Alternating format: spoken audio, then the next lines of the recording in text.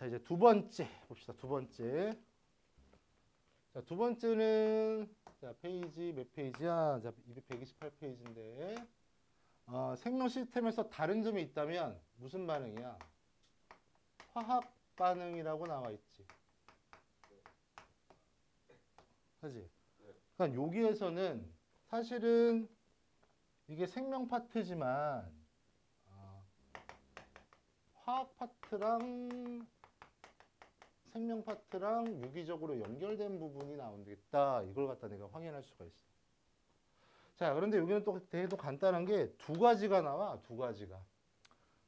이 물질 대사에 대해서 나오는데 물질 대사.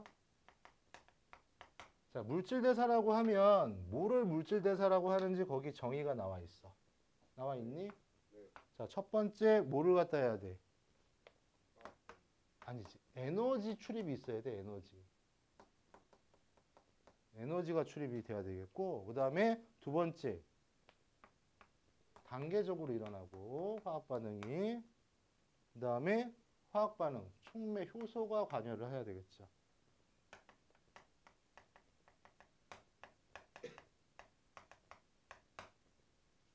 됐니? 자, 그럼 여기서 촉매라는 정의를 아나? 촉매?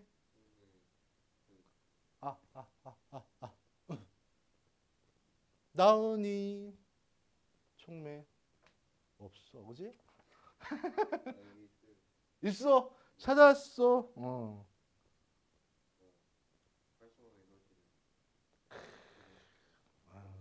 그래서 정의를 써라. 이 촉매는 이거는 치고 빠지는 놈이야. 정의 써줄게.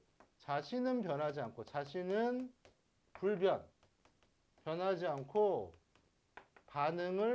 반응에 도움을 주는 거야. 도움만 주는 놈. 그러니까 활성 에너지를 높이거나 활성 에너지를 낮춰가지고 얘네들을 도움을 갖다가 주는 거지. 됐어? 네. 자, 이런 것을 촉매라고 하는데 이 촉매는 치고 빠지는 놈이라고 그랬잖아, 선생님이. 네. 그렇기 때문에 반응이 끝나고 다시 얻을 수가 있다, 없다? 있어요. 있지. 그러니까 촉매만 잘 만들어 놓으면 계속 쓰는 거지. 계속 쓰는 거. 괜찮아, 촉매. 자, 그래서 이제 물질 대사를 보게 되면요. 크게 두 가지를 배우게 됩니다. 두 가지를 배우게 될 텐데. 자, 첫 번째로는 동화작용이라는 걸 배워요. 동화작용. 동화를 많이 읽었나 보다. 그 다음에 두 번째로는 이화작용.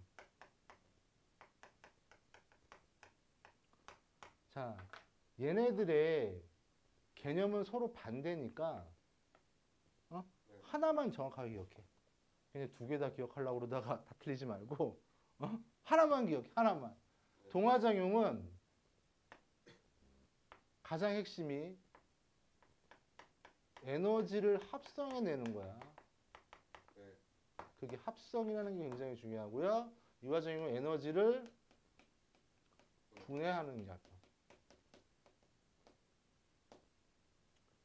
그래서 여기를 보게 되면 동화작용의 대표적인 예가 광합성. 광합성 말뜻을 보자. 빛을 이용을 해서 에너지를 합성한다. 어떤 에너지냐면 우리가 영양분 같은 걸 만들지. 포도당. 그런 걸 만들어내는 게 바로 광합성이야. 그 다음에 이화작용은 이를 먹고 어떻게 돼? 헐떡거려야 될 거 아니야? 호흡. 대표적으로 호흡. 그래서 보통 이런 광합성과 호흡 가지고 설명을 하는데요. 자, 여기를 보게 되면 일반적으로 여기는 화학식이 좀 중요해요. 화학식. 자, 화학식을 갖다 선생님 한번 써볼게. 이산화탄소하고 이건 개수를 선생님 맞히지 않을게요.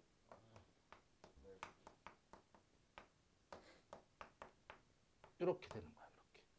요게 바로 뭐니? 위에 게 광합성이야. 거꾸로가 호흡. 됐니? 자, 그래서 요게 바로 마찬가지로 에너지란 말이야.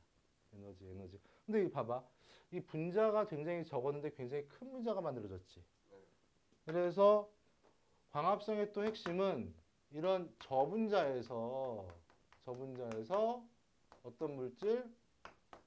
고분자로 가는 게 바로 이제 광합성이 되는 거고요.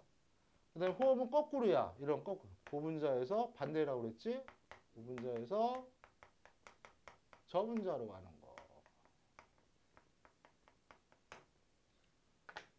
그 다음에 자, 핵심적인 키워드. 광합성은 빛이라는 에너지를 어떻게 해야 돼? 얻어야지. 그러니까 에너지를 흡수를 한다. 이게 핵심. 그 다음에 헐떡거려. 호흡을 하면서 어떻게 되니? 에너지가 막 나오지. 막 호흡하면서 막 열나잖아. 에너지를 갖다가 방출한다. 이게 핵심이야. 됐니? 네. 자, 요거 핵심. 이게 가장 중요한 거. 자, 그 다음에 이제 또 비교를 해야 될 게 여기 이제 호흡이랑 CF가 무슨 뜻이냐면 비교란 뜻이야. 호흡이랑 연소. 자, 호흡은 여기 그림에도 나와 있겠지만 이렇게 단계적으로 에너지를 씁니다. 단계적으로. 연소는 한 방에 쓰는 거야. 자, 단계적으로 쓰니까 그때그때 필요한 에너지를 얘네들이 활용을 할 때 호흡을 쓰는 거고, 연소는 한 방에. 만약에 얘네들이 여기 지금 에너지 차이대로 이제 그 에너지가 방출이 되는데 얘가 단계적으로 안 하고 우리 몸에서 연소가 일어난다고 그러면 어떻게 될까? 단백질이 다 타겠지. 어? 근데 아주 신이 잘 만들어놨어. 그때 작용하는 게 바로 이제 효소들입니다. 촉매들. 어? 그래서 우리가 날씨가 덥거나 아니면 추우면 사람이 죽잖아. 그거 왜 죽니? 추워서 죽니? 더워서 죽니? 그게 아니라 우리가 물질 대사를 할 때 효소들이 어떻게 되는 거야? 잘 작용을 못해. 그래서 죽는 거야. 그래서 대표적인 거 여기 봐주면 되겠고요. 이해됐지? 네. 그 다음에 여기 또 한번 보자. 카메라가 자동적으로 또 움직여.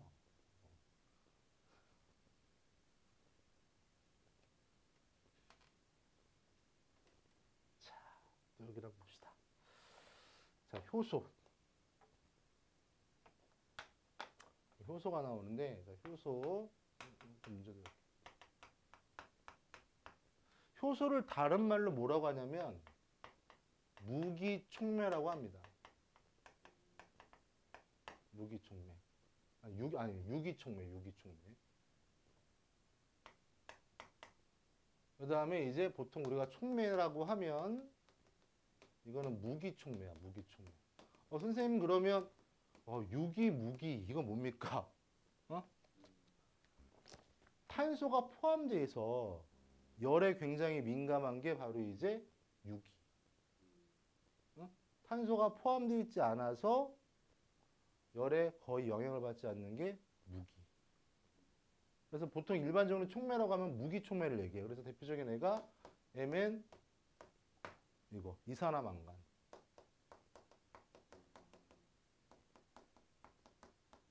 이런 것들. 그 다음에 효소 같은 경우는 카탈라제. 이런 것들. 그래서 이제 효소 같은 경우는 열을 많이 받으면 얘가 구성이 뭐로 되어 있냐면 단백질로 되어 있어. 단백질로. 너 혹시 오징어 그냥 날거랑 구워 먹어봤니? 맛이 어때? 달라요. 그렇지. 그거 왜 달라? 단백질이 있어서. 그렇지. 단백질이 변성됐기 때문에. 그러니까 효소 같은 경우는 이런 열에 굉장히 민감한 단백질로 되어 있기 때문에 어떻게 되겠어? 열 받으면 효소의 기능을 잃어버리게 되는 거지. 그렇지만 얘 같은 경우는 잃어버리지 않습니다.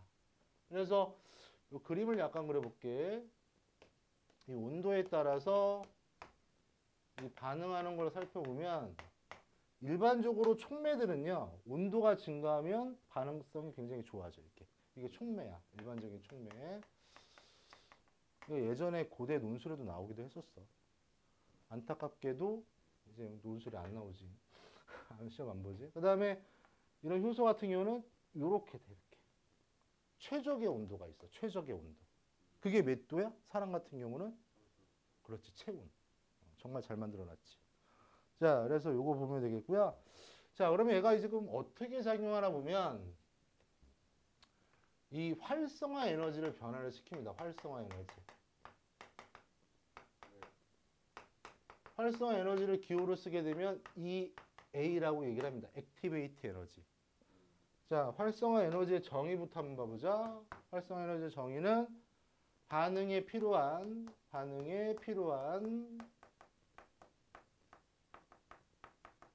최소의 에너지, 최소가 중요해. 최소의 에너지를 뭐라고 한다? 활성화 에너지라고 얘기를 합니다. 반응에 필요한 최소의 에너지를 뭐라고 한다? 활성화 에너지라고 얘기를 합니다. 자, 그래서 얘네들은 그래프를 통해서 뭐 또 확인해야 되는데요. 자, 이쪽으로 할수록 반응이 진행되는 거야. 반응이 진행되고 이쪽이 에너지야. 자, 지금 1학년이니까 항상 그래프가 많이 나오거든. 생물 파트는. 이 X축과 이 Y축에 무슨 말이 들어가 있는지 좀 잘 봐. 거기에 따라서 달라지니까 상황들이. 그러면 자, 여기 한번 봐보자. 이렇게 봐볼게. 자, 이쪽으로 갈수록 반응이 진행된다는 거지. 지금 선생님이 에너지를 나타낸 건데 이렇게 생각해. 여기 있는 공을 이쪽으로 옮기고 싶어. 응? 그런데 여기 지금 이렇게 지금 에너지 언덕이 있는 거야. 그러면 얘를 적어도 어디까지는 올려야지? 여기까지는 올려야지 자연적으로 쑥 떨어지겠지. 그래서 여기서부터 여기 요 차이를 뭐라고 한다? 활성화 에너지라고 얘기를 합니다. 자, 그래서 이제 촉매를 보게 되면 두 가지가 있는데 하나는 정촉매,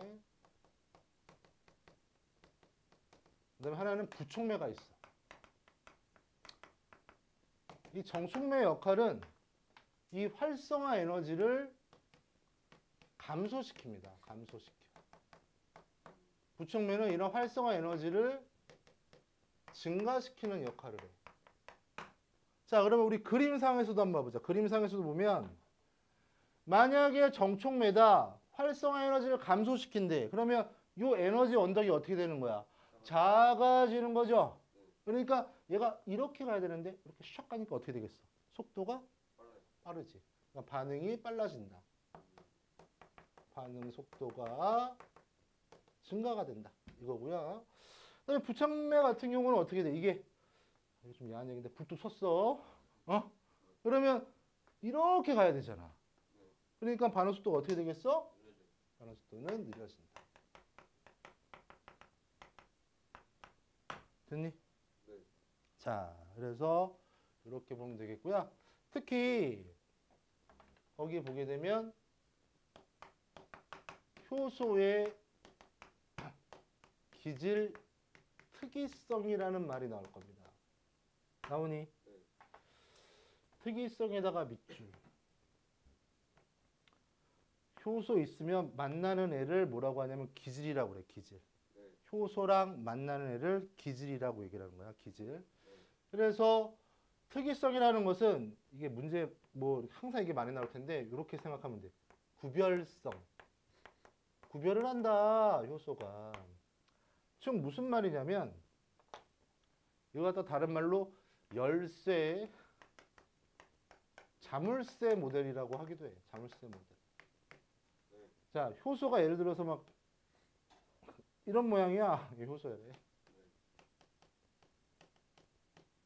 근데 하나는 여기서 이제 대응되는 애들이 이제 기질인데 하나는 뭐 이렇게 생겼고 하나는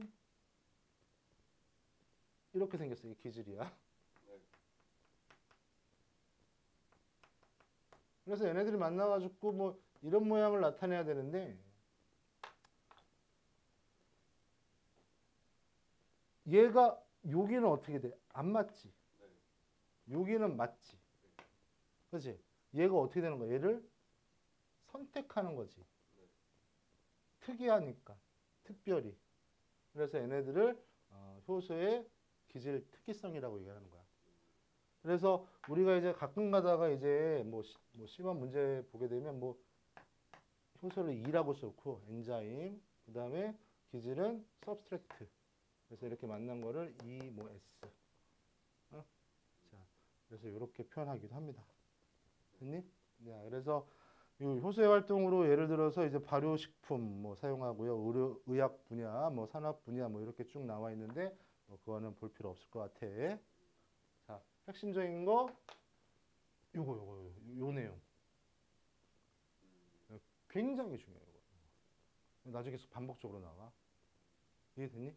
아 근데 그 응. 효소랑 촉매랑 뭐 똑같은 말로 써도 되는 거예요? 근데 생물에서는 촉매가 효소라고 지금 얘기를 하는 거야. 근데 정확한 표현은 뭐라고 얘기하냐면 생체 촉매. 생체 촉매라고 얘기를 해줘야 돼. 생체 촉매와 효소. 효소. 근데 지금 여기선 구별이 되지 않는 것 같아. 자, 그래서 여기까지 2탄 마무리.